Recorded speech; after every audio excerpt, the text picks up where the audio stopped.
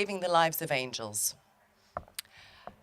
And Joséphin Péladan's sort of vision for redemption through the arts.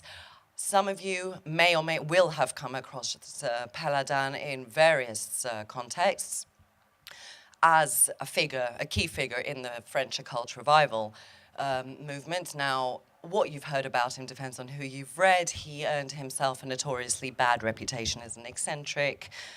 I'll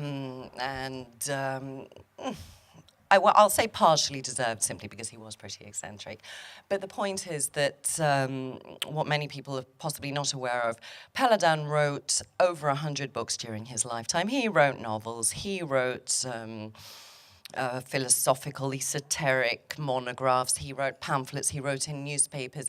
What he did was he used every medium available to him at the time to try to transmit his message. Well, what was that message, you may say, and why was it so important? Well, his central thesis really was, and the thousands and thousands of pages that he wrote essentially come back to this, that art is the one thing that can somehow raise society out of the, decadence and muck and corruption that he perceived during his time, but more than that, that can redeem not only humanity, but also the fallen angels. Now, sounds like a nice little story, but the fact is that Péladan actually went and created a whole mythology. I call it a legendarium, and I call it a legendarium because essentially it is a fully reimagined, I should say, mythology from the creation of the world, the creation of mankind, the fall, and then it kind of comes full circle to explain why life is as it is and why humanity is as it is and what the relationship with the sort of spiritual realm is in Péladan's imagining. Now, this whole mythology begins with Péladan's quest to answer a very, very old question. Some of you have heard me discuss this before. I'm going on a slightly different trajectory on it this time, so bear with me. Péladan's question was the problem of evil. And the problem of evil is a very, very old question that philosophers have been debating for centuries, and Péladan's essential problem with it was, if God, as the church taught during his time and still does, as church doctrine teaches, if God is omnibenevolent and, omnipotent and omnibenevolent, then why does evil exist? Because if God is all good, then why does he allow it? Does it mean he can't stop evil existing? If God is all powerful but allows evil to exist, does that mean he wants it there? So this question plagued Péladan, and the answers given to him by church doctrine and even by esoteric doctrine a lot of the time simply did not satisfy. So what he did was something very simple. He rewrote Genesis because he found a way to re-explain the story. Some of you have heard this one before, but the point being, he went back and he began to dig into ancient philosophy, ancient mythology, and tried to correlate the various findings from there. And what he ended up with was something that is basically Platonic mythology, based on Plato, but which he dressed up in biblical language. And so he kind of fused the two. And so he ended up with a theory that the angels created mankind on God's orders, but they fell in love with the sublime androgyne that they had created. They wanted to share the divine mysteries with that androgyne, their creation, but because it was of a lower order of matter, it was denser than the stuff of angels, if you like. That wasn't possible. And this is what led to the fall, to the splitting of the androgyne, again, in Péladan's mythology, based on Plato and other sources. And this is what also led to the fall of the angels. Says Péladan, the angels that made this mistake, because for him it was a mistake, it was an honest sort of error and not an act of evil or arrogance, as is often told elsewhere. Because of this, they were cast down as well. And their job was to try to guide humanity to a place where humanity would become, where humans would become creators themselves, just like the angels had been. And this would be the moment, this would be the place where humans and angels could be redeemed and reunited with the source.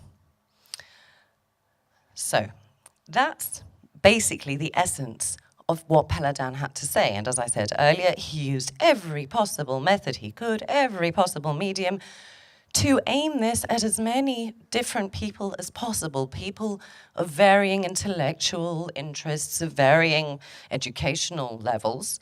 And he tried to speak to the intellect, he tried to speak to the emotions, but most of all, he called upon artists whom he believed to be the descendants of these fallen angels who are now here as guides to humanity. Essentially, he called on artists to begin to create art that could begin to remind people trapped in matter, trapped in social strictures, of their divine origins. Now, not having the presentation, I don't have the quote for you, unfortunately, but it goes along the lines of, in order to achieve this redemption within the human lifespan, in order to achieve this redemption, we must begin to remember, to seek out and to remember beauty, he said, because only then can we recognize the angelic source from which we come. And his definition of beauty, and this is within his instructions to artists, thankfully I have old technology, great stuff. His definition of beauty was as follows, or rather, and in its relationship to art. Art, he said, is the totality of all the methods of realizing beauty. Beauty is the essence of all expression through form. Beauty is sublimated reality, and the mysticism of a work of art derives from the depiction of the unreal, or the unseen, I would say. Making the invisible visible is art's only true purpose. Now, further to this, Péladan basically presented art as a religion, and he defined this by saying, art mediates between the physical and the metaphysical. So the whole point was that by communicating his message, he was an author, not an artist, by communicating his message to the artist stroke initiates, whom he perceived to be the people of angelic descent, if you like, and who were able to somehow mediate between exactly what he says, the physical and the metaphysical, by encouraging them to flood the world with art that would begin to remind, in the Platonic sense, remind the viewers of this sort of secret, forgotten history. Gradually, in droves, he hoped, it didn't happen, but he hoped, in droves, people would begin to awaken and begin to approach, let's say, some kind of redemption. Now, again, it's a pity I haven't got the slides because there are some lovely definitions there. But one element which is, I think, of interest, would be particularly of interest to artists in the audience, but also to those seeking to pin down this concept of what is symbolist art, what is the esoteric content, how's it supposed to work? I've had that question a lot in the last few days. He claimed that when the angels fell, sort of the beginning of time, if you like. When the angels fell and were given this role of protectors and guides of humanity, they encoded their teachings into what have become our ancient mythologies. So, for example, and he believed that Egyptian art and mythology was perhaps not the best example, and the reason being that he said it was so clearly separated into two visual languages, one for the masses and one for initiates, that it's not perhaps as clear as some of the others. But he did believe that ancient statuary and architecture encoded a language of symbols that had been left there by the fallen angels, and those fallen angels had taken on the names of the great deities that we've heard, that we all know from the various pantheons throughout world mythology. So the figure of Oannes, for example, is one that he uses as an example. Several of the Egyptian deities, several of the Greek deities make it into Péladan's legendarium, as I like to call it. And he gave the example, I'm sure you've all seen the Babylonian Sphinx with the bull's hooves, winged, bearded, crowned. And he presents this, and there are echoes of Eliphas Levi's work in this. He presents this as a three-dimensional hieroglyph, much as Levi also speaks of Baphomet in a similar vein. And Péladan explains this encapsulates everything, all the teachings that humanity needs to remember, to have your feet planted on the ground, recognize your earthly, if you like, body, your earthly provenance, but also you have wings because you also belong in the air, you also belong up above, and you are crowned, and you are only crowned because if you think. So he decoded these elements, for example, of the Babylonian Sphinx, and there are other very detailed explanations regarding the Egyptian Sphinx and many other symbols that we would all recognize from antiquity. And he fed these into his system to create a symbolic code for artists to follow, and B, a proposition, if you like, an initiatory system for individuals wishing to follow this process. And it's a process of self-initiation that he taught, and he taught very publicly. There was no secrecy with Péladan, it was all out in the open. That he taught very publicly in the hope of getting this message across. And again, unfortunately, I don't have the quote, but he expresses this as a battle cry: brothers in all the arts, let us form a holy militia for the salvation of art, and so on and so forth. I wish I had it to show you. So, I've been doing research on Péladan for about the last 6 years. It was the topic of my Ph.D. thesis. I am now supposed to be revising it for publication soon. And I think what's worth hanging on to, whatever your interests and whatever your perspective on these topics, is that despite being very badly neglected until now, and I hope to, in a small way, be able to change that in the scholarly, at least, literature, he brings a very coherent and very cohesive system, which is of particular interest because of the timing during the Belle Époque, because of its enormous impact on symbolist art at his time, and because despite being kind of poo-pooed in the literature up till now, actually there's something there. And that something is, like I say, a very cohesive system which would help both understand a lot more perhaps about the art of the time, but also, and I'm taking off the academic hat and putting on the artistic hat for a minute, provides an incredible symbolic language to play with.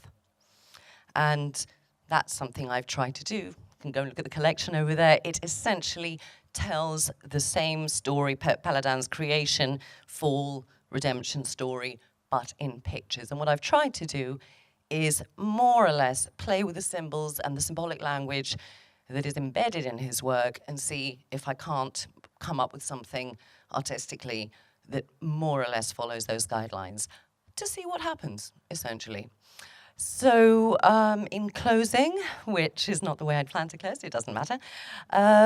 In closing, I would especially like to invite folks with an interest in, 19th century occultism, the knock-on effect on art of the time, and into early modernism, certainly, because there are certainly influences and strands there, to take another look at Péladan, and in doing so, take another look at Plato. Because he did go back to the sources. His work is terribly syncretic, but he has gone back to the sources and correlated things with a kind of fresh look at things. He has built his own system, but it is true to a lot of the ancient bits that he's fed in.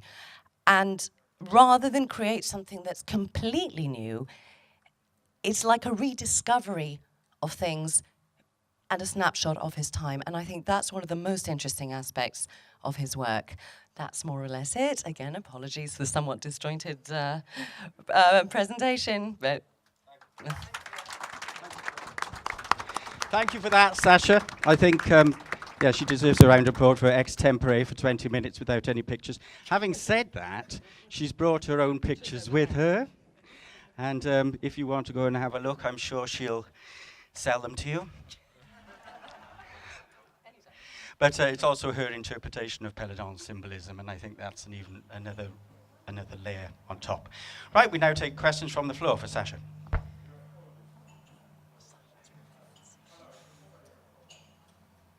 Stunned into silence. Oh dear. Go on.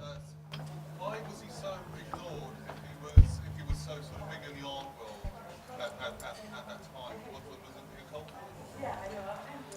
Okay, am I audible? Can I be heard? Ooh, sorry. Okay, two reasons. One is because even back then, symbolism was counterculture. So he and the artists with whom he worked were essentially going against the grain of realism, neoclassicism, and so forth. So to begin with, as an artistic movement, it was countercultural. As far as the occult community was concerned, to begin with, he worked together with Pappus and de Gaeta. This is well documented. They fell out over matters of theology, of esoteric principles. But there's two very, very sort of important things about that. The one being that, well, yes, he was difficult to work with, but who isn't in that world, I'd say. Sorry, did I say that out loud? The first thing being that Péladan wanted these things out in the open. Secrecy didn't do it for him. He thought every person had the ability to self-initiate, given an and this is why he went the philosophical route and not the mystical sort of route. So he tried to explain this to people in language anyone could understand. Now, French Occult Revival, it was social capital esotericism back then, the secrecy thing, the selling a bit of mystical, glamour and so on and so forth. So a lot of them didn't like that because he was basically undercutting a lot of what was happening in other circles. And the other thing is, and I've been able to document this and I'll be happy to discuss it with anyone who's interested, several of the biggest names in the occult revival actually stole his work later. And they literally, there was a mudslinging campaign against him by some of the very big names, and then his work reappears with different sort of titles and a little bit tidied up. So, yeah. Is that, yeah? Christina. Can't see. Sasha, thank you. What was the state of Platonism and Neoplatonism in the French Occult Revival generally? Was he the only person going back and looking at that stuff, or or were other people doing that as well? Was it part of background knowledge, or basically where was he in relation to other people with that material?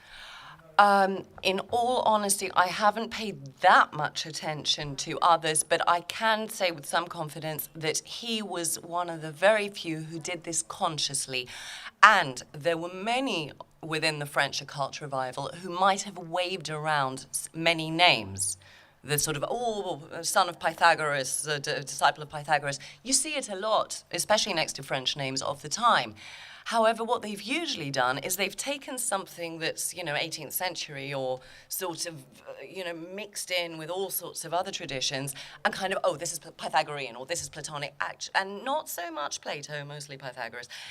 So the actual extent, I don't know, in all honesty. Consciously and really going back to Plato, really reading Plato, because I've documented all the references, they're right there, and thankfully Péladan is very helpful. He does leave citations for people to find. I think he was probably a minority. And thanks for the question.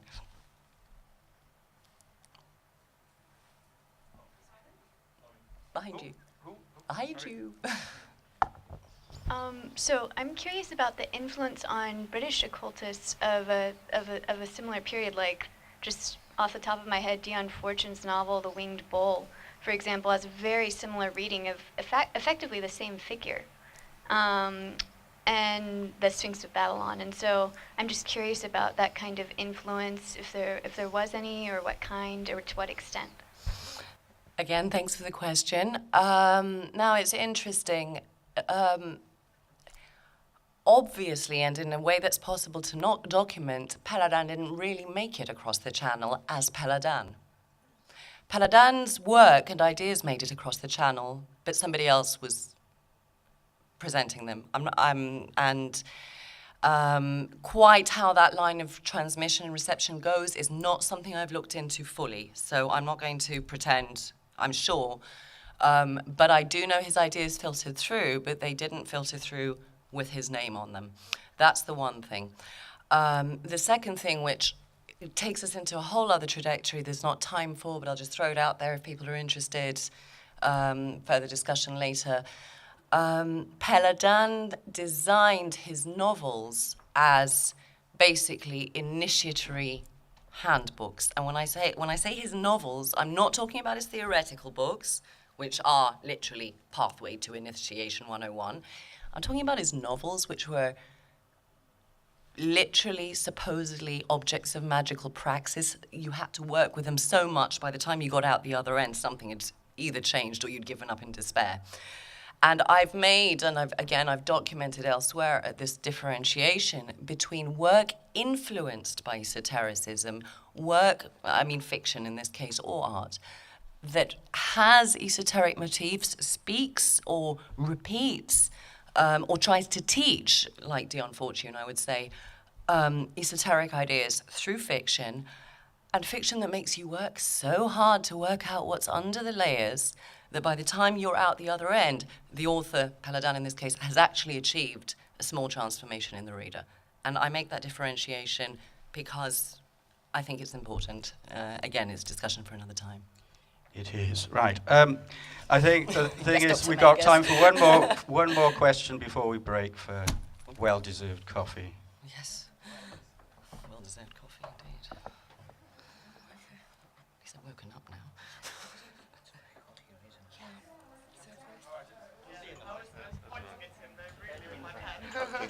Thank you. Hi, would it be possible that you would speak a bit more about the whole mythology of the fallen angels? In sense of, was Lucifer the leader? Would that be in a hierarchy? Would it be like a Platonic hierarchy where you have daimons and gods? And where would the fallen angels actually be slotted in? This is where I wish I'd had the PowerPoint. I have diagrams that you didn't see today. Gods at the top. Lucifer is, Péladan and some of the thinkers that he kind of followed in this perceived the creative force, the creator, as a collective being he called Elohim, okay?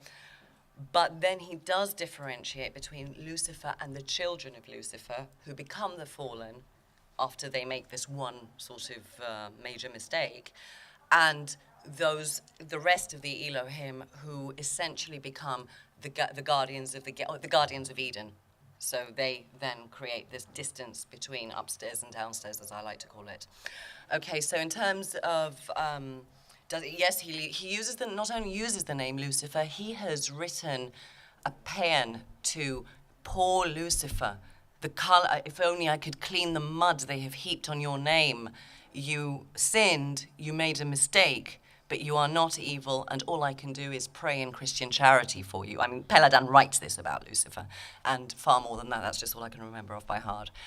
And he has written this very interesting mythology. You can find it, actually, I've translated this bit into English. It's on my website, péladan.net. So, péladan.net, I hope you can remember that bit. And it's called, it is basically the legend of the fall, where Péladan gives this mythology of Lucifer and his children cast down to earth, and the whole debate, are they to create two races of sort of angels on earth and brutish humans, or are they to intermarry with the humans? They're given the order by God via Michael, no, you've got to intermarry and sort of raise their level of consciousness, and that whole tension, and this is the heart of where Péladan's theory begins, basically. Okay, I think we have to leave it there, folks. Can you put your hands together for our excellent panelists?